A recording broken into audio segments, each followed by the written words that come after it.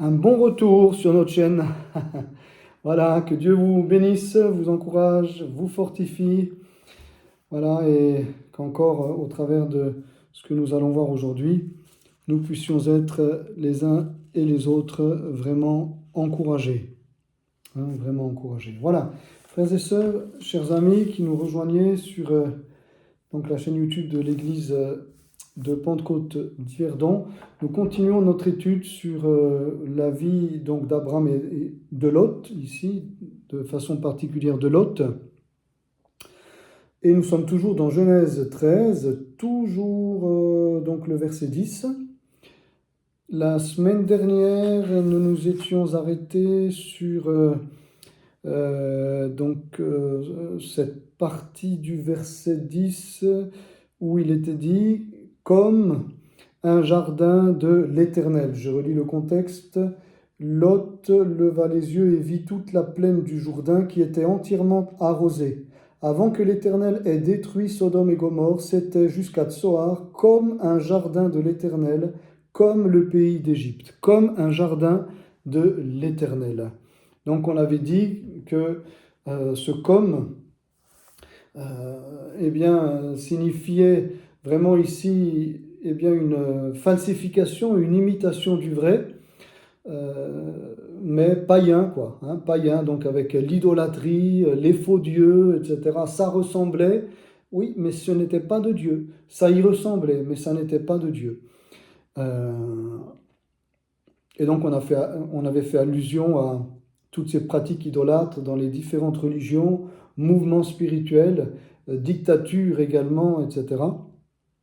Et aujourd'hui, nous allons un peu plus loin, nous allons voir également la deuxième facette de ce comme un jardin de l'Éternel. Sodome et Gomorrhe, c'était jusqu'à Tsoar comme un jardin de l'Éternel. Eh bien, on reprend ce texte de 2 Timothée 3,5 qui nous a aidé à structurer notre pensée la semaine dernière. 2 Timothée 3,5 « Ayant l'apparence de la piété, mais reniant ce qui en fait la force. Éloigne-toi de ces hommes-là, donc qui ont l'apparence de la piété, mais qui renient ce qui en fait la force. » Paul nous dit de nous éloigner de ces gens-là.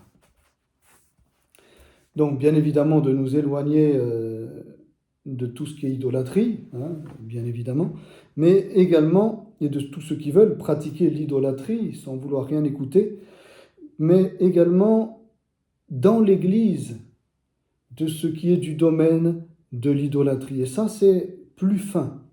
Et je dirais peut-être que c'est même, si ce n'est plus dangereux, en tout cas tout aussi dangereux. Dans l'Église, avoir l'apparence de la piété, mais renier ce qui en fait la force, c'est, je dirais, la signification immédiate de 2 Timothée, chapitre 3, verset 5. Donc maintenant, c'est là l'autre facette que nous allons voir, l'imitation du vrai, donc le faux dans l'Église et non pas dans le monde, dans les civilisations païennes, parmi ceux qui ne connaissent pas Dieu, mais dans l'Église, parmi ceux qui se disent chrétiens, voilà, et pas juste dans la chrétienté, mais vraiment parmi ceux qui se disent marcher selon la parole de Dieu, qui se disent honorer le nom de Jésus, qui se disent vivre leur foi d'après les Saintes Écritures. Alors Jésus dit dans Matthieu 15, 8, et combien nous pouvons aussi nous approprier ces paroles à nous autres, dits évangéliques, pentecôtistes, charismatiques, peu importe, en tout cas de ces églises qui se veulent être la continuité de ces églises et communautés primitives, chrétiennes, du 1er siècle, etc., et du 2e siècle. Matthieu 15, verset 8. « Hypocrite, Ésaïe a bien prophétisé sur vous quand il a dit « Ce peuple m'honore des lèvres, mais son cœur est éloigné de moi. C'est en vain qu'il m'honore en enseignant des préceptes qui sont des commandements d'hommes. Ce peuple m'honore des lèvres, mais son cœur est éloigné de moi. » C'est en vain qu'ils m'honorent, qu'ils m'adorent, qu'ils me louent, etc. Parce qu'ils enseignent des préceptes qui sont des commandements d'hommes. Quel texte! Et combien nous pouvons aussi nous approprier ce texte comme une mise en garde dans nos assemblées dites évangéliques. Une mise en garde à ne pas nous éloigner de la parole en ce qui concerne quoi? Donc je voudrais juste relever un simple aspect en ce qui concerne l'onction de Dieu. On verra, Dieu voulant, l'adoration également qui fait partie de l'onction de Dieu.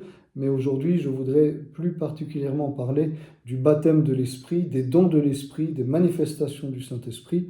Et nous verrons dans un deuxième temps également que la prolongation de cette onction de Dieu qui touche à l'adoration doit également être sainte et rester conforme aux saintes Écritures. Ayant l'apparence de la piété, mais reniant ce qui en fait la force, m'honorant des lèvres, mais dont le cœur est éloigné de moi. Alors, il y avait à Sodome et Gomorrhe, effectivement, une apparence de croyance, voilà, de foi en tout cas. Il y avait de la croyance dans tous ces faux dieux, une apparence de foi, une apparence de vie spirituelle. Une apparence, mais ils étaient plongés dans l'idolâtrie. Et en fait, à la place qu'il y ait l'onction de Dieu, c'était des manifestations démoniaques qui prenaient place. Ce n'était pas l'onction de Dieu, c'était des manifestations de démons qui prenaient place, comme on a déjà dit la dernière fois, quand Paul disait aux Corinthiens que ce que vous offrez comme nourriture sur les autels de vos dieux, vous les offrez à des démons. Quand vous vous mettez à table, avec des viandes qui ont été sacrifiées aux démons, vous vous mettez à table avec des démons, parce que ces viandes, vous les sacrifiez non pas à des statues, etc., mais à des démons. Donc c'est de la sorcellerie, c'est de l'occultisme. Comment une forme d'occultisme, une forme de sorcellerie peut-elle, n'est-ce pas, prendre place dans nos églises également dites évangéliques? Alors, un texte d'une extrême sévérité nous met en garde au travers de Paul aux Galates. Galates 1, verset 6. « Je m'étonne que vous vous détourniez si promptement de celui qui vous a appelé par la grâce de Dieu pour passer à un autre évangile. Non pas qu'il y ait un autre évangile, mais il y a des gens qui vous troublent et qui veulent altérer l'évangile de Christ. Mais si nous-mêmes, si un ange du ciel annonçait un évangile s'écartant de celui que nous vous avons prêché, qu'il soit anathème, ça veut dire maudit. Nous l'avons dit précédemment, et je le répète à cette heure, si quelqu'un vous annonce un évangile s'écartant de celui que vous avez reçu, qu'il soit anathème, ça veut dire maudit, je le répète encore une fois.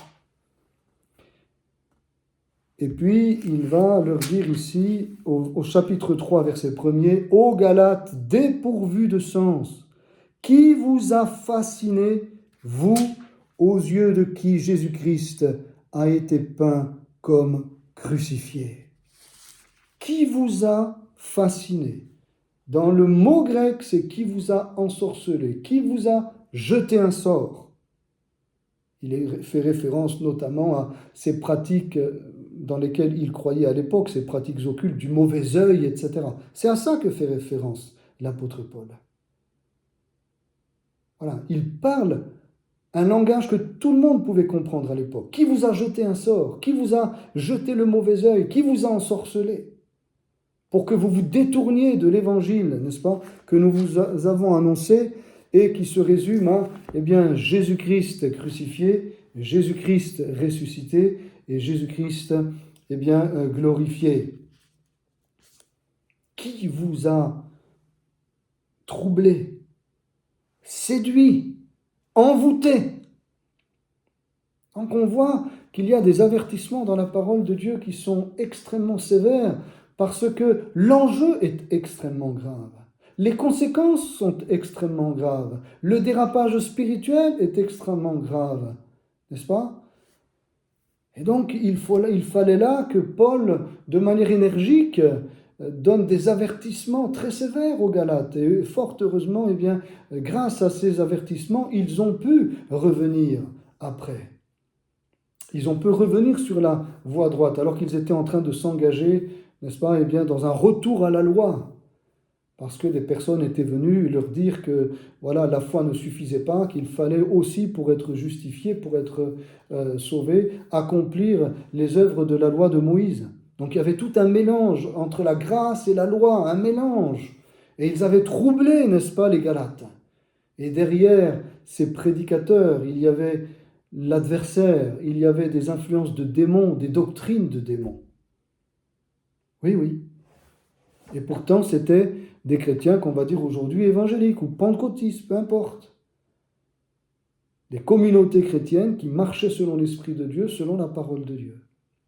Alors, je voudrais ne pas être trop long, voyez, parce que ça mériterait vraiment, bien sûr, une étude extrêmement pointue, extrêmement poussée, mais je vais résumer à l'essentiel.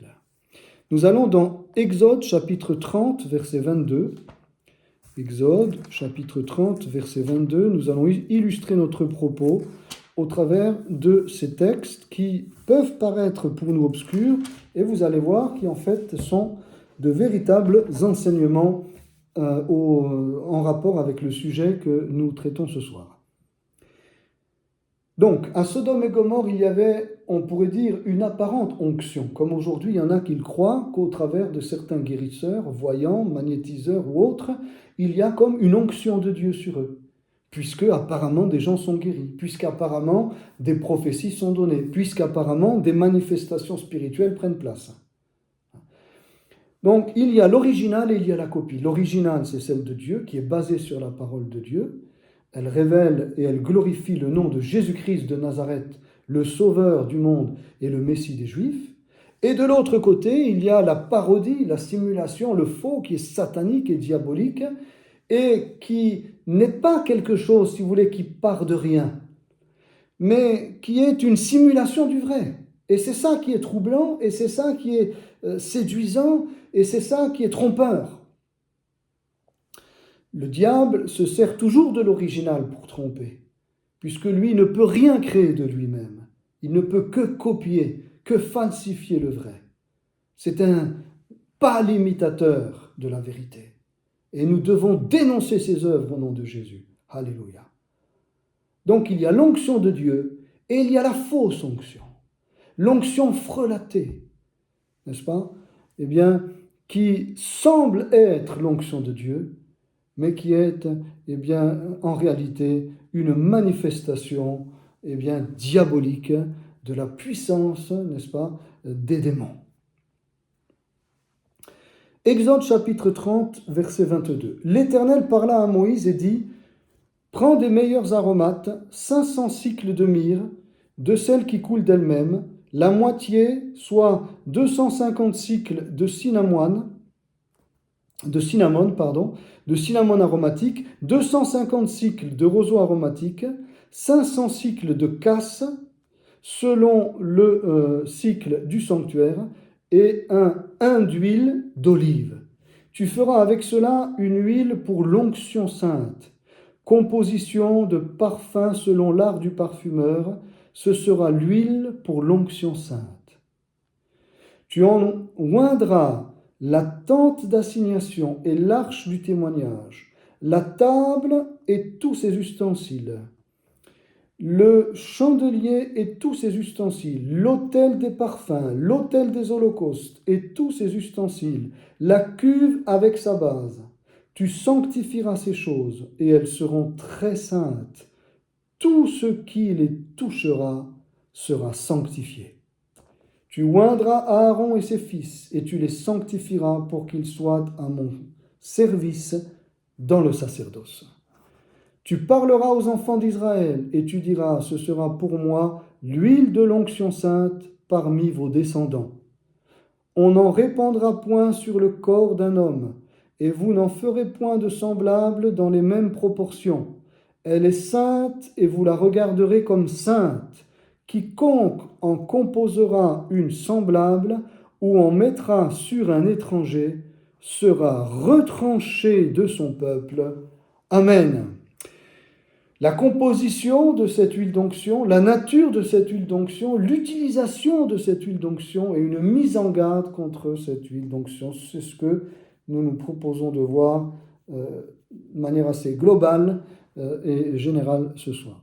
Alors, la composition de l'huile d'onction au verset 24, donc il est spécifié que c'est une huile d'olive, bien sûr avec les parfums comme on va le voir, mais une huile d'olive, une huile d'olive. L'huile d'olive nous rappelle l'onction du Saint-Esprit. D'accord? L'onction du Saint-Esprit, donc il n'y avait pas à Sodome et Gomorrhe. Voilà, et Lot s'est fait vraiment avoir d'aller habiter dans ces endroits où il y avait une parodie de l'onction de Dieu. Donc l'onction de Dieu, elle est bien définie. D'accord? Ce n'est pas n'importe quelle huile, c'est l'huile d'olive. Hein? Voilà, l'huile d'olive. Et l'onction du Saint-Esprit ici symbolise bien évidemment le baptême dans le Saint-Esprit.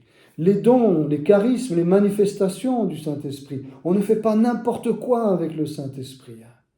Le baptême dans le Saint-Esprit, c'est pas n'importe quoi. Le baptême du Saint-Esprit n'a pas plusieurs formes. Le baptême du Saint-Esprit est bien défini dans la parole de Dieu.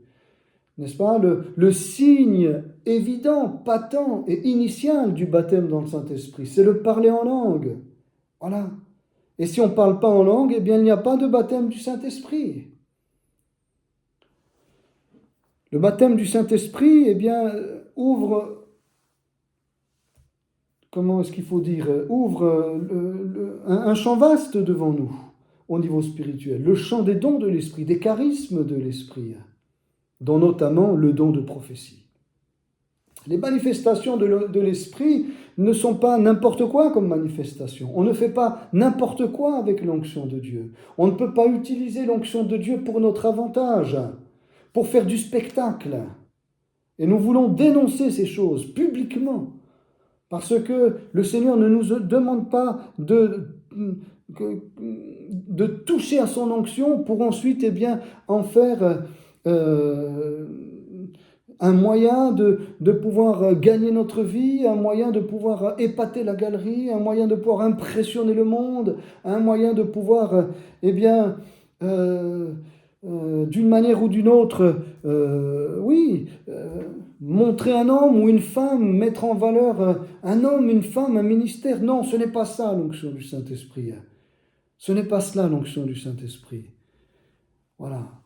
Et donc, il n'y avait rien de tout cela à Sodome et Gomorrhe. Bien au contraire, à Sodome et Gomorrhe, c'était l'homme qui se montrait. À Sodome et Gomorrhe, c'était les idoles que l'on mettait en avant. Il n'y avait pas le Dieu d'Israël qui était mis en avant. Il n'y avait pas des prophètes de l'Éternel qui étaient mis en avant. Enfin, que Dieu était mis en avant au travers des prophètes de l'Éternel. La parole de Dieu n'était pas mise en avant par les prophètes de l'Éternel à Sodome et Gomorrhe. C'était la parole des devins, la parole des sorciers, la parole des voyants, la parole des guérisseurs. Donc, c'est de l'huile d'olive, non pas une autre huile, l'huile d'olive. Et puis, il y avait aussi des parfums. Voilà.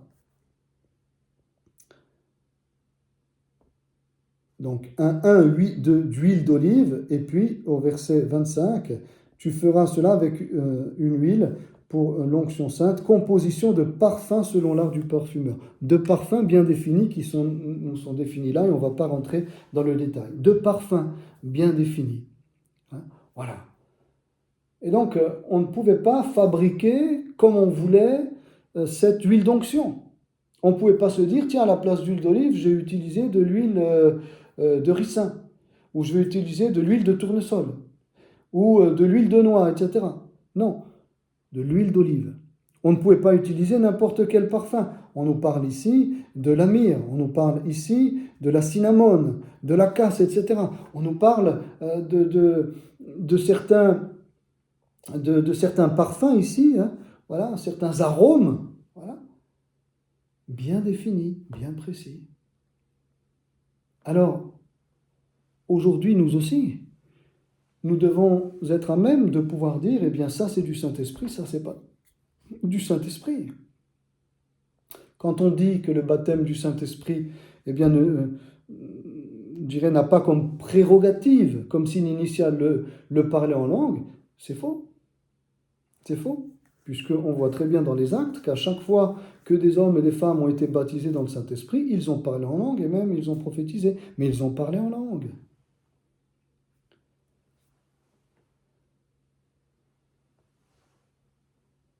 Le baptême du Saint-Esprit ne nous met pas dans... Comment est-ce qu'il faut dire ?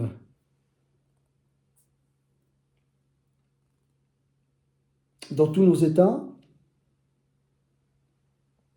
ne fait pas de nous des personnes incapables de se contrôler, ne nous introduit pas dans une crise mystique, ne fait pas de nous des fous, puisque c'est un terme qui est utilisé dans la Bible, le fou et l'insensé. Le Saint-Esprit ne fait pas de nous des personnes dérangées mentalement. Le Saint-Esprit ne fait pas de nous des gens déséquilibrés. Le Saint-Esprit ne fait pas de nous des mystiques. Vous voyez ? Le Saint-Esprit ne fait pas de nous des hommes et des femmes qui allons choquer, je dirais, tout autour de nous, ceux qui vont nous voir vivre ou qui vont nous voir exercer le ministère. Voilà. Même si le Saint-Esprit n'utilisera jamais notre logique et ne fonctionnera jamais selon la logique humaine. Mais le Saint-Esprit ne fera jamais des choses folles pour déstabiliser les gens, pour les rendre malades psychiquement, pour faire de nous des gens quasiment sectaires, pour ne pas dire sectaires. Non, le Saint-Esprit, au contraire, le baptême dans le Saint-Esprit va nous équilibrer, va nous rendre plus forts, va nous donner d'exercer les dons spirituels avec sagesse, va nous donner d'être, de marcher dans la sainteté, de porter du fruit, d'être des hommes et des femmes qui, au niveau moral, au niveau éthique, vont être des modèles, des exemples, etc. Le Saint-Esprit va au contraire nous équilibrer dans la tête si nous avons besoin d'un équilibre. Il ne va pas faire autre chose que cela, le Saint-Esprit. Donc attention, encore une fois, ce que Lot a trouvé à Sodome n'avait rien à voir, bien sûr, avec tout cela. La nature, c'est une huile qui est sainte, versets 31 et 32. Ce sera pour moi l'huile de l'onction sainte. On n'en répandra point sur le corps d'un homme et vous n'en ferez point de semblable dans les mêmes proportions. Elle est sainte et vous la regarderez comme sainte. D'accord ? C'est pour ça qu'on dit le Saint-Esprit. Le Saint-Esprit. Alors quand des soi-disant guérisseurs, des soi-disant voyants, des soi-disant hommes avec tel ou tel pouvoir préconisent toutes sortes d'actions immorales, n'est-ce pas ? Aussi des gourous qui préconisent la débauche, qui préconisent toutes sortes d'actes immoraux comme le vol, la tricherie, la tromperie, etc. pour parvenir à leur fin, pour parvenir à un certain bonheur spirituel, pour parvenir à une certaine extase, etc. Ce sont des faux prophètes. Ce sont des faux prophètes. L'huile du Saint-Esprit est sainte. Le Saint-Esprit, la personne du Saint-Esprit est sainte. Elle nous amènera à vivre une vie sainte, à avoir des pensées saintes, à avoir un comportement qui est saint. Ça, c'est l'œuvre du Saint-Esprit. Ça, c'est la caractéristique du Saint-Esprit. À cela, on reconnaît que ça vient du Saint-Esprit. Est-ce que cette manifestation m'a rapproché de Dieu ? Est-ce que cette manifestation a eu un impact sur mon caractère de manière positive, constructive, édifiante ? Est-ce que la présence du Saint-Esprit, est-ce que la puissance du Saint-Esprit m'amène à vraiment marcher, n'est-ce pas, dans les voies droites, marcher dans ce qui est pur, marcher sur des chemins de sanctification ? Ou est-ce qu'au contraire, ces réunions dans lesquelles on nous introduit et dans lesquelles on nous promet la puissance de Dieu nous permettent finalement un certain libertinage, nous permettre finalement nous-mêmes de jauger à la lumière de nos propres émotions, de nos propres conceptions humaines, de nos propres envies, de notre propre intelligence, euh, euh, toutes sortes toutes sortes de manifestations, toutes sortes de fruits. C'est très important de réaliser que là où il n'y a pas l'Esprit de Dieu, il n'y a pas vraiment de liberté. Ils promettent la liberté. Ils vous disent, mais il faut être libre. Là, je me souviens, il y a quelques années de cela, quand, dans les années, la fin des années 90, milieu des années 90 et puis fin des années 90, il y a eu soi-disant une vague de l'esprit, etc. Moi, je crois qu'au début, il y avait vraiment quelque chose de l'esprit. Mais après, on a laissé introduire dans cette vague du Saint-Esprit des choses profanes qui n'étaient pas de Dieu, et cela a amené ensuite à des folies, tout simplement, qui ont été un contre-témoignage, n'est-ce pas, même de la part de l'Église au regard de notre monde perdu. Et là, il y avait la possibilité, n'est-ce pas, de pouvoir se déchaîner dans la danse comme dans une discothèque. Je ne dis pas que la danse ne vient pas de Dieu, attention, on voit David danser selon l'Esprit, etc. Et je crois de tout mon cœur que l'on peut être revêtu du Saint-Esprit et danser de manière sainte et saine, n'est-ce pas, dans l'onction de Dieu. Mais là, ce n'était pas cela. On invitait les gens quasiment à se déchaîner comme dans une boîte de nuit, et vous les voyez qui transpiraient, etc., etc. Puis on disait que c'était l'onction de Dieu. Alors il y avait beaucoup de jeunes qui allaient là, parce que ça attirait. Mais ça a été un feu de paille. Et combien de ces jeunes-là se sont retrouvés à la rue, ont été déçus, pour ne pas dire, pardonnez-moi l'expression, dégoûtés des choses de Dieu, dégoûtés des choses qui ont attrait au Saint-Esprit et à l'onction, justement, à l'onction du Seigneur, des choses qui à la base sont saintes. L'ennemi a bien fait son jeu. Et malheureusement, certaines églises évangéliques sont entrées la tête en avant là-dedans. Elles en sont revenues bien après, mais avec combien de dégâts? Avec combien de dégâts? N'est-ce pas? Donc l'onction, elle est sainte. Elle est sainte. C'est pas par nos propres intelligences ou selon des émotions, selon des sensations que nous pouvons juger d'une situation. N'est-ce pas? Juger d'une manifestation spirituelle. Voilà, mais c'est vraiment, d'après une sagesse qui nous vient du Saint-Esprit, d'après une sagesse qui nous vient de Dieu. Et ces choses-là sont saintes. Il est dit également au verset 31, « Tu parleras ainsi aux enfants d'Israël et tu diras, ce sera pour moi l'huile de l'onction sainte parmi vos descendants. » Parmi vos descendants. Il est ici question parmi des descendants des Juifs. Voilà.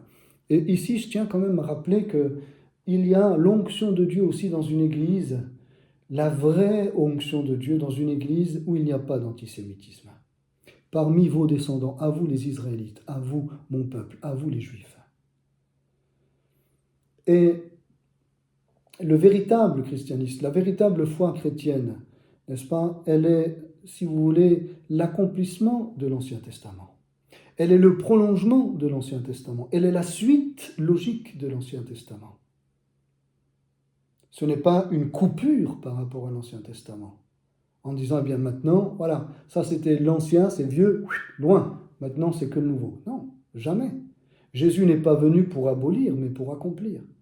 Donc, dans les églises où il y aurait de l'antisémitisme et qu'on dit qu'il se passerait des choses là, vous pouvez être sûr que les choses qui vont se passer dans ces églises-là, ça sera des choses qui ressembleront à ce qui s'est passé à Sodome et Gomorrhe. Une onction frelatée, ça sera du faux, ça ne sera pas vrai. Parce qu'il est dit ici, parmi vos descendants.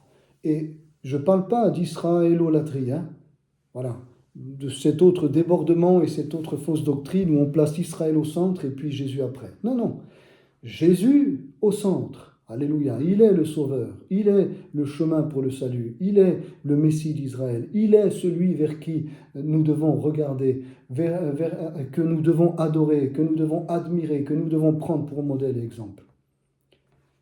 Mais il y a aussi un peuple que Dieu a choisi et au travers duquel nous avons reçu la parole de Dieu et que le Seigneur n'a pas rejeté, le peuple d'Israël. Et donc l'Église est composée normalement de juifs et de non-juifs qui ont reconnu Jésus comme leur sauveur et qui sont sauvés par le sang de Jésus-Christ. Et donc là où il y a Jésus qui est annoncé, et là où il y a également de la place pour aimer le peuple juif, pour prier pour le peuple juif, pour annoncer l'évangile au peuple juif, et qu'il y a là, dans ces églises, des miracles et des guérisons, cette onction, elle vient de Dieu. Cette onction, elle vient de Dieu. Ce sera pour moi l'huile de l'onction sainte parmi vos descendants. Et aujourd'hui, nous sommes en Abraham, les descendants aussi par la foi. Non pas peut-être pour beaucoup de manière biologique, voilà, génétique, peu importe, mais par la foi, de façon spirituelle. Nous sommes la postérité d'Abraham, les descendants d'Abraham, n'est-ce pas? Voilà, les enfants d'Abraham. Et donc, nous sommes le prolongement de ce peuple, et nous faisons maintenant avec ce peuple, donc les Juifs qui ont reconnu Jésus comme le Messie, avec eux, nous faisons partie du peuple, nous composons le peuple de Dieu. Alléluia. Donc comment pouvons-nous dire que dans une église où il y a des manifestations spirituelles, elles viennent de Dieu, si nous nous sommes dissociés de ce qui constitue l'église, si nous nous sommes dissociés des Juifs, nés de nouveau, à Jésus, remplis du Saint-Esprit, comment pouvons-nous nous dissocier du peuple juif et dire qu'il y a parmi nous l'onction de Dieu? C'est une absurdité, ça n'a pas de sens, ça ne tient pas la route.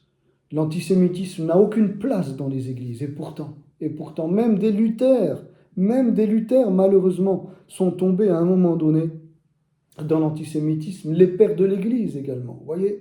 Donc combien nous devons veiller, parce que nous ne sommes pas meilleurs qu'eux, combien nous devons veiller à ne pas oublier ce que Paul a dit aux Romains. Ce n'est pas vous qui portez la racine, mais c'est la racine qui vous porte. La racine, c'est Israël. Alors, si beaucoup encore de Juifs n'ont pas reconnu Jésus comme le Messie, eh bien, prions pour eux. Ce n'est pas un peuple maudit. Ce n'est pas un peuple déicide. Parce que nous sommes tous responsables de la mort de Jésus. Le monde entier, juif et non juif, nous sommes responsables de la mort de Jésus. Et les juifs sont, avec les non-juifs en Jésus, de véritables frères. Comment pouvons-nous dire que dans l'Église il y a l'onction de Dieu si nous avons des griefs contre les juifs, si nous avons de la haine contre Israël, si nous avons de mauvais sentiments envers le peuple d'Israël? Comment c'est possible? Impossible.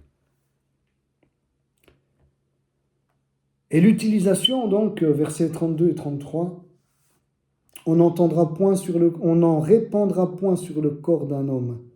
Quiconque en composera une semblable ou en mettra sur un étranger sera retranché de son peuple. Elle n'est pas pour les étrangers. Ça veut dire quoi, donc, cette huile sainte? Elle n'est pas pour ceux qui ne sont pas Jésus. Nous ne pouvons pas dire que quelqu'un a l'onction de Dieu alors qu'il n'a pas reconnu Jésus-Christ comme son sauveur et qu'il n'est pas baptisé dans le Saint-Esprit. Comment des chrétiens peuvent croire et même fréquenter des personnes qui, soi-disant, ont des ondes et grâce à ces ondes, peuvent guérir et faire du bien aux gens? N'est-ce pas? Comment c'est possible qu'il puisse avoir l'Esprit de Dieu alors que cette personne n'est pas née de nouveau? L'onction, elle n'était pas pour les étrangers. Il fallait appartenir au peuple d'Israël. Et aujourd'hui, ça veut dire, il nous faut appartenir à l'Église pour pouvoir dire qu'il y a l'onction de Dieu, pour pouvoir attester de manière claire que c'est la main de Dieu, la puissance de Dieu, le Saint-Esprit qui agit, et non pas une force occulte ou une force démoniaque qui imiterait le Saint-Esprit. Donc ça aussi, c'est très très important. Voilà. Est-ce que la personne est née de nouveau?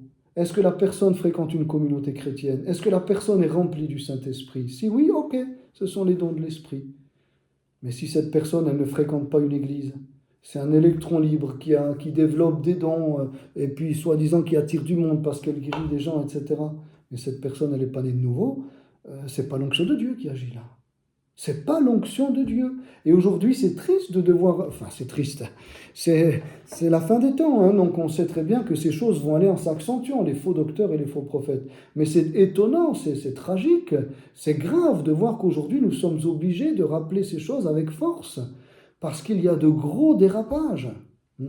De gros dérapages, et on accorde même l'onction à des hommes et des femmes qui ne sont pas nés de nouveau, qui ne sont pas nés de l'esprit.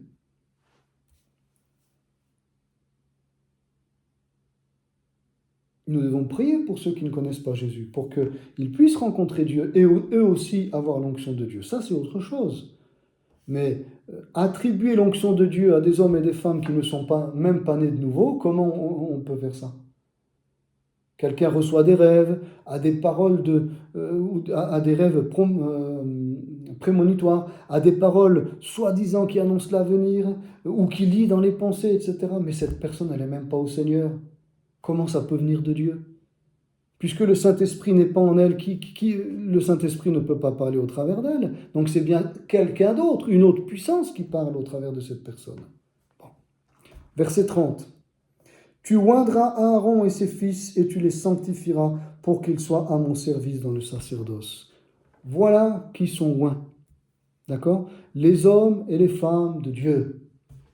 Les hommes et les femmes de Dieu qui ont reconnu Jésus comme leur sauveur, qui ont été baptisés dans le Saint-Esprit et qui servent dans le sacerdoce, qui servent dans l'Église, conformément aux prescriptions qui nous sont données dans les Saintes Écritures. Ceux-là, ce sont des hommes et des femmes de Dieu. Alléluia. Et ce sont eux qui doivent être oints pour servir Dieu, car sans l'onction de Dieu, on ne peut pas le servir. On ne peut pas prêcher, on ne peut pas imposer les mains aux malades, on ne peut pas évangéliser, on ne peut pas chanter à la gloire de Dieu, on ne peut pas visiter les malades, on ne peut pas distribuer les biens aux pauvres comme il se doit, selon la pensée de Dieu, avec la puissance et l'autorité du Saint-Esprit. On fera peut-être ces choses de manière humaine. Voilà, mais ce n'est pas à cela que Dieu nous appelle. Dieu nous appelle à être revêtus de son esprit. Tu oindras Aaron et ses fils, et tu les sanctifieras, c'est-à-dire que tu les mettras à part pour qu'ils soient à mon service dans le sacerdoce. Et donc là aussi, les hommes et les véritables femmes de Dieu ne sont pas de ceux que l'on trouve sur Internet et qui n'ont pas d'église locale. Ceux qui sont sur Internet et qui n'ont jamais été formés par des pasteurs, n'est-ce pas, et par un corps d'anciens qui n'ont jamais servi dans une église, qui n'ont jamais été reconnus dans le cadre de l'église locale. Ces hommes et ces femmes ne sont pas des hommes et des femmes de Dieu. Non, non, non, non, non. Même si, soi-disant, ils ont des dons, etc., je ne veux pas en entendre parler. Ce ne sont pas des dons du Seigneur. Dans le sacerdoce, les hommes et les femmes de Dieu sont formés dans l'Église, ont été reconnus dans l'Église. Leur ministère et les dons que Dieu leur a donnés ont été reconnus dans le cadre de l'Église locale, par les ministères que Dieu a établis en place. Nous sommes tous passés par là, les pasteurs, normalement. On ne s'est pas autoproclamé en disant « voilà, j'ai un appel », etc., etc. Nous avons été non seulement formés, mais nous avons été mis à l'épreuve durant une certaine période. C'était voulu de Dieu. Ce qu'on appelle les stages pastoraux, peu importe le nom que l'on a donné à cela, ou un temps de formation, etc. Peu importe. Mais nous sommes tous passés par là. Où, nous avons pu être au contact d'hommes et de femmes de Dieu qui ont pu nous écouter, par exemple pour nous les pasteurs, apporter la parole de Dieu, qui ont pu nous côtoyer de près dans l'exercice du ministère, dans les visites, dans le cadre familial, n'est-ce pas? Non pas de façon intrusive, mais parce qu'on doit savoir, n'est-ce pas, non seulement ce qui est prêché, mais ce qui est vécu également. Voilà. N'est-ce pas? Comment nous vivons dans le cadre familial avec notre épouse, avec nos enfants, de toute façon, ça se voit. Et aussi, cela fait partie, si vous voulez, de la formation pastorale. Donc c'est pour ça qu'il y en a qui ne veulent pas, parce qu'ils se disent « Ah non, non, moi je ne veux pas qu'on se mêle de ma vie. Hein. Moi, Dieu m'a appelé, et puis point barre. » C'est pas comme ça que ça se passe. Ça, c'est une preuve que la personne n'est pas appelée. Parce qu'un jeune ou une jeune, ou moins jeune, peu importe, qui est appelé de Dieu, se soumettra volontiers à l'autorité de l'Église et des ministères en son sein. volontiers, de cœur, parce que tu n'as rien à cacher. Mais quand tu veux pas, c'est que tu sais très bien, quelque part en toi, qu'il y a quelque chose qui ne joue pas. Et donc, tu vas essayer de louvoyer. Tu vas essayer de t'y prendre autrement. Soit de semer une division et de semer la panique dans l'Église et de te mettre des personnes de ton côté, souvent des personnes plus faibles spirituellement, n'est-ce pas? Soit de te retirer de l'Église et puis de dire, de toute façon, vous avez tous faux. Combien on en a eu comme ça, mes frères et sœurs? Que c'est triste, qui se sont vraiment égarés et qui ne veulent plus revenir. Que Dieu fasse que beaucoup parmi eux puissent revenir. Mais force est de constater que beaucoup se sont vraiment complètement égarés, et ils ont fait naufrage vraiment par rapport à la foi. Et ils en trompent encore beaucoup d'autres. Non seulement eux, ils sont rebelles, mais ils créent d'autres rebelles. Voyez, comme à Sodome et Gomorrhe, ces rebelles qui étaient là et qui avaient de l'autorité, ces devins, ces maîtres spirituels, etc., qui étaient là, Sodome et Gomorrhe, ils en ont influencé du people, ils en ont influencé. Eh bien là, eux aussi, ils se disent, moi aussi j'ai un appel, et puis il n'y a rien ni personne qui pourra me contredire, etc. Et alors, eh bien, on les voit sur Internet, on les voit aussi des fois qui viennent visiter les églises pour dire aux églises, eh bien, la façon dont vous baptisez, c'est pas correct. Moi, je vais prophétiser. Lui, vous savez, il y a des églises, pour ne pas les nommer, mais dans le nord-est de la France, où un faux prophète est venu dire comme ça, lui, c'est plus le pasteur de l'église, maintenant le pasteur, c'est cet ancien. Vous vous rendez compte? En pleine réunion comme ça. Et bien évidemment, le fruit de tout cela, la division, la casser l'église. Des faux prophètes. Ça existe, si Jésus l'a dit. Combien nous devons veiller? Et qui viennent et qui s'introduisent de manière subtile, subrepticement comme ça dans les églises, pour faire du mal, pour s'en prendre aux véritables serviteurs de Dieu, pour déstabiliser le véritable chrétien, les véritables églises qui marchent avec Dieu. Donc combien nous devons non seulement veiller, mais là être extrêmement sévères avec ces choses-là. Nous ne mélangeons pas l'onction de Dieu avec une parodie du diable. Nous ne mélangeons pas ce qui vient du Saint-Esprit et ce qui vient des œuvres des ténèbres. Ce sont deux mondes complètement différents. Nous avons choisi de marcher avec le Seigneur et nous voulons veiller sur nous-mêmes pour que nous-mêmes, nous ne soyons pas d'une manière ou d'une autre séduits ou d'une manière ou d'une autre tentés de prendre des raccourcis pour ceci ou pour cela. Nous voulons rester par la grâce de Dieu et avec son aide, fidèles jusqu'à notre dernier jour, fidèles à sa parole, fidèles à son esprit, fidèles à la personne du Christ. Alléluia. Fidèles à notre Père Céleste. Puis au verset 31, voilà, on a vu le peuple de Dieu, donc juif et non juif. Et puis, ça s'adresse à l'Église, versets 26 et 29, vous voyez, tu oindras la tente d'assignation, l'arche du témoignage, la table, le chandelier, l'autel, la cuve, voilà. L'onction de Dieu, c'est pour l'Église, et tout ce qui concerne l'Église. Moi, ici, j'ai relevé, par exemple, même les lieux. On a besoin que nos lieux soient loin de Dieu. C'est-à-dire que quand quelqu'un rentre dans nos lieux, waouh, ils se disent, ici, mais on sent qu'il y a une bonne présence qui fait du bien. Parce qu'il y en a, ils ne savent pas que c'est la présence de Dieu, mais qui disent, on se sent bien, j'étais stressé, waouh, à peine je suis venu dans l'église, je me suis senti bien. Et puis des chrétiens qui nous visitent peuvent dire, waouh, on sent la présence de Dieu, on ne sent pas qu'il y a quelque chose de malsain, qu'il y a quelque chose de ténébreux, qu'il y a quelque chose de... Moi, ça m'est eu arrivé, frères et sœurs. Avec Marianne, on a été une fois dans une église un dimanche matin. Je vous assure que pendant la louange, je le dis devant Dieu, pendant la louange, j'avais l'impression d'étouffer, d'être dans une secte. Pourtant, c'était une église évangélique. D'être dans une secte. Les chants qui étaient là, qui étaient inspirés, soi-disant, moi, me donnaient, pardonnez-moi mes frères et sœurs, me donnaient la nausée. J'avais envie de sortir, j'en pouvais plus. Je disais à Marianne, chérie, on va sortir. Et puis ça s'est arrêté.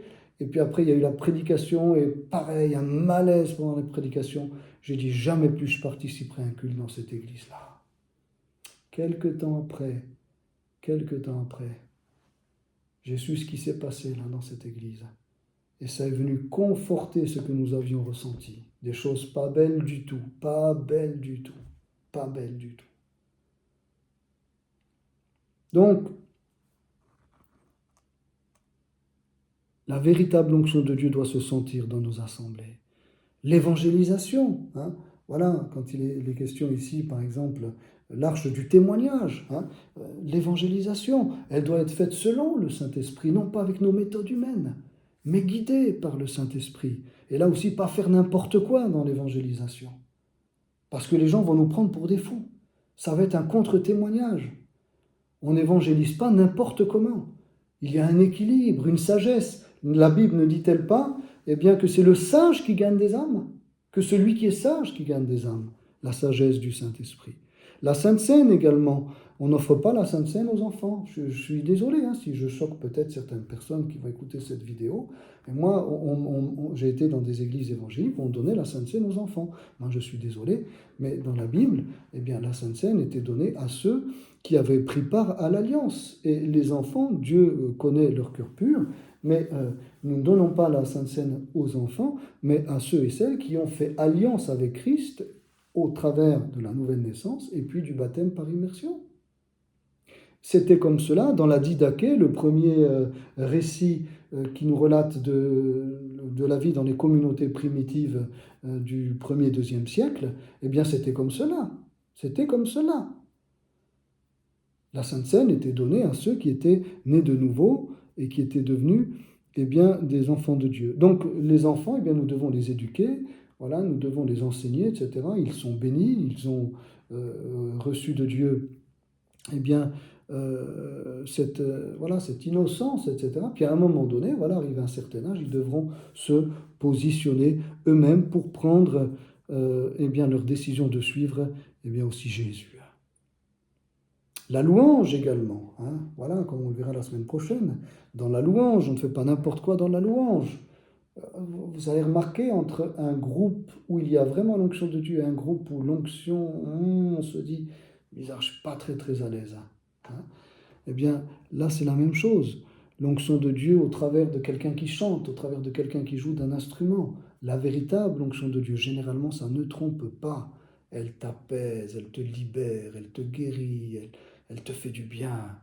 Waouh, elle te donne les larmes, elle t'émeut, elle te touche profondément. Que l'autre, eh bien, ça peut avoir apparemment la même apparence, hein, voilà, la même sonorité, voilà, mais au final, non, il y a quelque chose qui ne joue pas. Le message de la croix également, hein, l'autel des holocaustes, voilà, le message de la croix doit être prêché selon la puissance de Dieu, voilà, doit être au centre de nos prédications, quelle que soit la prédication que nous annoncions, il doit toujours y avoir eh bien, une place pour l'œuvre que Christ a accomplie pour nous à la croix, hein, pour le salut, quel que soit notre message. Et puis la parole, bien évidemment, puisque c'est dit la table des pains de proposition, hein, la parole de Dieu, voilà, doit être enseignée selon le Saint-Esprit, et non pas selon l'intelligence humaine, et non pas selon les pensées aussi de certains qui se disent l'onction dit, Dieu dit, etc. Voilà, mais alors que ce n'est pas du tout ce que dit le Saint-Esprit dans le contexte de la parole. Faisons attention, frères et sœurs. Faisons attention. Ce n'est pas parce que ça marche que ça vient de Dieu. Il faut que ce soit non seulement dans la parole, mais il faut que ce soit aussi dans le contexte de la parole, que ce soit équilibré et que ce soit dit eh bien, avec amour et conformément aux critères bibliques. Et puis, j'ai juste encore relevé comme ça, voilà, la cuve avec sa base. Bien sûr, ça peut être aussi une image de la personne même du Saint-Esprit. Comment, dans nos églises, définissons-nous la personne du Saint-Esprit ? Voilà, quelles sont ses caractéristiques, quelles sont ses manifestations, quels sont ses attributs, etc., etc. Voilà, qu'est-ce qu'on va dire sur le Saint-Esprit ? Là aussi, faisons attention de ne pas non plus aller trop loin, voilà, mais de rester dans ce que la parole de Dieu nous dit. Donc à tout cela, on reconnaît, je dirais, si c'est l'onction de Dieu qui est à l'œuvre ou si c'est une parodie. Et puis, cette onction, elle sera aussi utile pour le monde. Tu sanctifieras ces choses et elles seront très saintes. Tout ce qui les touchera sera sanctifié. Quand on touchait Jésus, on était guéri. Et qui touchait Jésus ? C'était des non-croyants. La plupart, c'était des non-croyants. Et quand ils touchaient Jésus, eh bien, ils étaient guéris, ceux qui s'approchaient dans la foi. Voyez ? Donc, au travers de l'onction de Dieu qui règne sur l'Église, qui repose sur l'Église, eh bien, ceux du dehors seront impactés, seront touchés, comme à la Pentecôte, où ceux eh bien, qui ont été dans la chambre haute, lorsque le Seigneur les a visités, ont pu impacter ces milliers de Juifs qui sont venus, les entendant parler en langue, etc.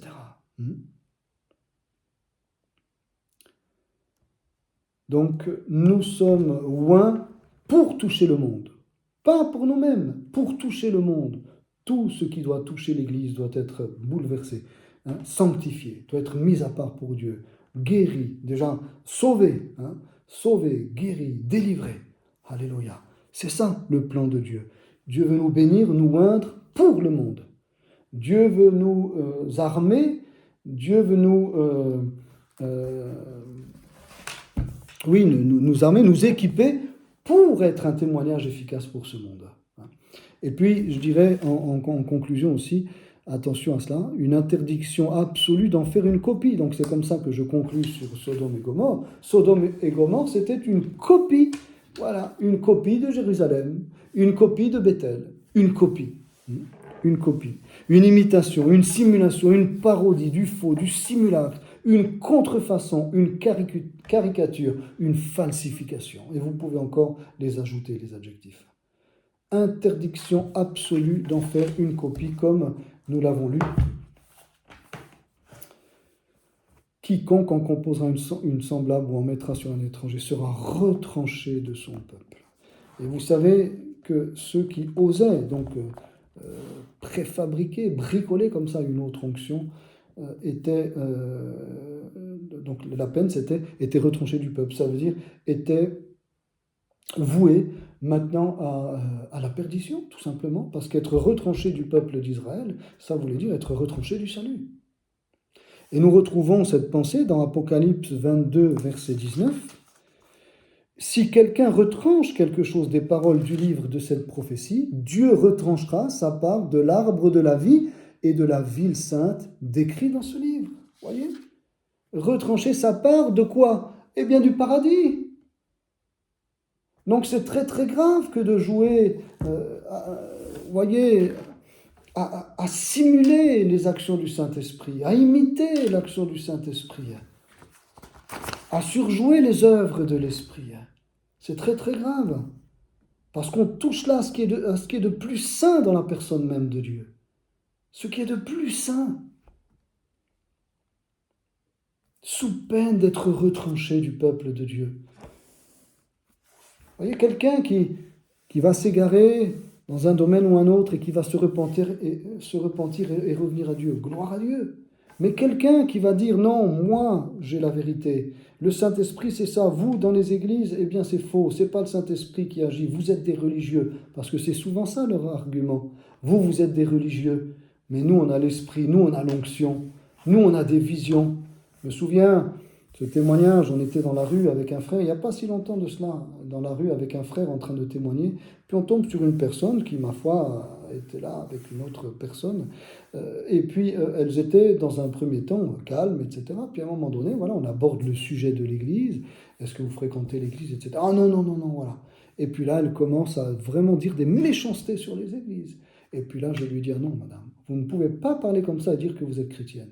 Et là, mais elle a changé complètement de comportement, elle s'est mise à vociférer en pleine rue, vraiment de manière méchante, on a dû la laisser. Et là, je lui ai dit quand même avant de partir, madame là, vous n'êtes pas conduite selon l'Esprit de Dieu, vous ne parlez pas selon l'Esprit de Dieu. Non, elle avait besoin de l'entendre, comme Paul l'avait fait quand il témoignait, et que ceux qu'il rencontrait étaient des faux prophètes, ou Pierre, ou d'autres. Eh bien, quel scandale! Elle qui se disait chrétienne, elle haïssait l'Église. Et puis elle nous disait, moi j'ai guéri des gens, moi j'ai fait ceci, moi j'ai fait cela. Et elle criait comme ça, comme quelqu'un qui avait perdu la tête dans la rue. Elle avait l'autorité, elle avait la puissance. Voyez? Et c'était qui? Une fausse prophétesse. Une fausse prophétesse. Et la Bible nous en parle. Des Jézabel, elle nous en parle de ces fausses prophétesses. Encore aujourd'hui.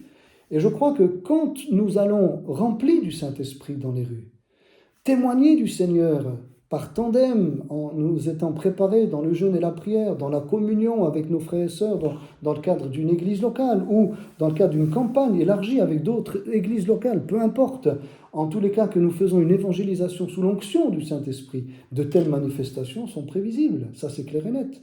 Nous allons tomber sur des hommes et des femmes qui, tout en se prévalant d'être des chrétiens, des prophètes, des docteurs ou que sais-je, eh bien, sont en fait des instruments de Satan pour déstabiliser l'œuvre de Dieu. Et c'est à nous, là, d'être forts, et puis simplement de prendre position. Et là, on voit le vrai du faux, en fait. Le vrai du faux. Ceux qui sont attachés à Christ et rattachés, n'est-ce pas, à son Église, et puis ceux qui se disent être attachés à Christ, mais qui se sont coupés de l'Église. Vous voyez ? Et je crois donc que nous devons les uns et les autres veiller, moi je bénis Dieu en tout cas pour la communion que nous avons ici sur vraiment la ville d'Yverdon, entre serviteurs de Dieu et puis aussi avec nos églises locales, mais aussi entre serviteurs de Dieu.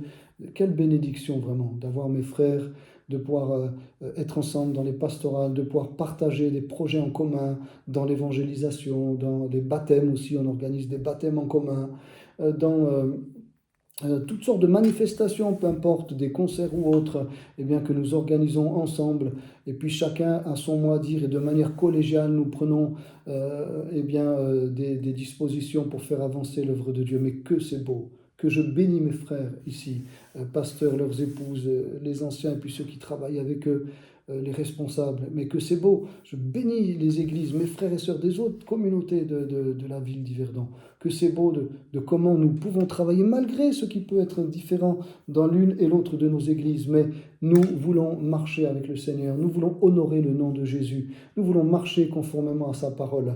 Et au-delà de certaines différences secondaires qui nous distinguent, nous sommes unis dans l'essentiel. Et ça, je crois que c'est vraiment important. Et l'onction de Dieu est là. Quelle que soit l'église dans laquelle nous pouvons rentrer, on peut dire l'onction de Dieu est là. L'onction de Dieu est là pour approuver notre travail. Et je crois vraiment que nous devons veiller à ne pas partir comme ça, nous embarquer dans des Sodomes et Gomorrhes des temps modernes, c'est-à-dire des églises qui pourraient aujourd'hui être des Sodomes et Gomorrhes, dans lesquelles il y a véritablement, pas forcément visiblement comme ça du péché, mais dans lesquels on a trafiqué l'onction de Dieu, dans lesquels on s'est permis, n'est-ce pas, de dire ça c'est du Saint-Esprit, alors que ce sont des blasphèmes, de nous permettre d'avoir établi des ministères qui n'étaient pas appelés de Dieu, de nous avoir permis de nous autoproclamer d'une manière ou d'une autre, de nous autoproclamer église de ceci et église de cela, alors qu'à la base c'est la rébellion, c'est la division qui a motivé la construction et l'édification de ces communautés. Combien nous devons veiller et nous devons prier que Dieu nous donne de pouvoir toujours avoir le discernement et de travailler avec ceux et celles qui non seulement se réclament du corps de Christ, mais qui font véritablement partie du corps de Christ et dans lesquels il y a l'onction de Dieu. Veillons également sur nous-mêmes et sur notre communauté, afin que nous ne nous prenions pas non plus pour des sages, mais que nous disions « Seigneur, garde-nous. Si jusqu'à présent tu nous as gardés, gloire à toi. Mais garde-moi encore, demain et après-demain, jusqu'au jour où nous serons avec toi. » Et que ce soit la même chose pour nos conseils, et la même chose également pour, bien évidemment, chaque membre de notre communauté, comme aussi les CA, les conseils d'administration. Eux aussi, ils doivent être dans l'onction de Dieu pour prendre des décisions qui soient des décisions qui viennent de Dieu et non pas de l'homme. Ou non pas des décisions où on dit c'est Dieu qui a dit, alors que c'est sûrement pas Dieu qui a dit, mais c'est peut-être même parfois des forces spirituelles contraires, n'est-ce pas, qui ont dit pour semer justement la division, pour faire du mal à un frère, à une sœur. Que Dieu nous garde les uns et les autres, et qu'ainsi nous puissions non pas être comme Lot, être attirés pour rejoindre des communautés qui ont dérapé, qui promettent que c'est l'onction de Dieu, mais en fait, ce n'est qu'un simulacre, une pâle copie et une falsification de l'œuvre de Dieu, mais que Dieu nous donne de pouvoir être bien dans une église locale où il y a vraiment l'onction du Saint-Esprit, et surtout, non seulement qu'elle y soit, mais qu'elle puisse rester et y demeurer jusqu'au retour du Seigneur. À lui soit toute la gloire. Seigneur, merci pour ton amour. Merci parce que si tu nous donnes aussi de fortes recommandations, de sévères recommandations parfois, c'est pour notre bien. Merci pour toutes ces recommandations que tu nous donnes dans ta parole. Merci pour toutes ces belles images qu'il y a déjà dans l'Ancien Testament, pour cette huile d'onction qui ne pouvait pas être contrefaite, qui ne pouvait pas être imitée ou être mise en place, fabriquée selon les pensées de l'homme, mais pour laquelle il y avait vraiment des directives bien précises. Merci parce que cela nous rappelle également que la personne de ton Saint-Esprit, ne peut pas être considérée n'importe comment. Merci parce que nous savons ce qu'elle est d'après ta parole. Merci pour l'Église également, qui nous permet de vivre cette onction, qui nous permet de reconnaître cette onction, qui nous permet de manifester cette onction et qui permet d'attirer le monde dans cette onction également. La véritable onction qui nous convainc de péché, alléluia, qui nous convainc de notre misère, qui nous convainc de ce qui a besoin d'être transformé en nous, mais qui nous permet également d'être guéris dans nos corps, dans nos âmes, dans nos esprits, qui nous permet de voir des délivrances et des hommes et des femmes rencontrer Dieu et devenir des enfants de Dieu libres, alléluia, libres. Merci Seigneur, nous bénissons notre ville, nous bénissons nos communautés, nous bénissons ceux qui nous ont écoutés, ceux qui écouteront aussi ce message, ces études, et que ta grâce repose sur chacun, que ton onction repose sur chacun pour la gloire de ton nom, Père. Amen. Une excellente semaine, et Dieu voulant, à la semaine prochaine pour voir l'autre facette d'adoration, l'adoration également frelatée. On va un petit peu étudier cela, puisqu'aujourd'hui c'est un sujet très très très important. Attention, nous voulons la vraie adoration et pas une imitation. Shalom, excellente semaine et à bientôt.